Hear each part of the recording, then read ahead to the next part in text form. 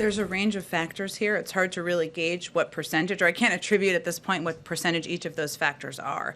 Obviously, there are challenging circumstances on the ground in Haiti with the government unrest, with the earthquake.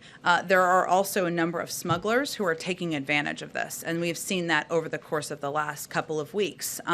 Certainly, we're aware of that reality. We've seen that as in other parts of Central America as well. But that's something that we have no doubt has contributed to a rapid influx of people who were told that they could come into the country and everything would be fine, when clearly it's not. So all we can focus on at this point is what steps we're taking now to ensure there is an orderly and humane process, to ensure that people who are there are treated with dignity, that they're going through a process of being considered for the range of options, and that's what our focus is on at this point in time.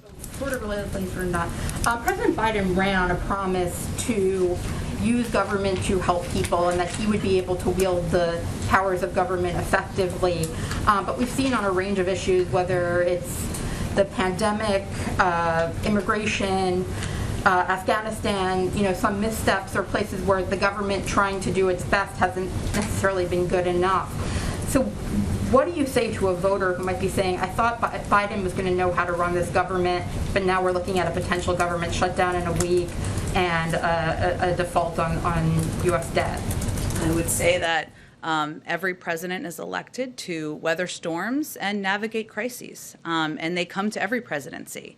And if you look at all of the things that you loaded into that question, all issues that are happening, of course, currently, the president has been clear that he wanted to end a 20-year war in Afghanistan. He did exactly that. That's something I would say the American public broadly supports. We've certainly acknowledged that there are aspects, of course, of how it was handled or how all of the events transpired that were not what we had planned for. I would say on other issues, we are doing everything we can to prevent a government shutdown and planning to prevent the impact that we've seen in the past that has been quite devastating on different components of government. We're right now in the midst of trying to get a historic package that's going to address a lot of issues the American people care about across the finish line.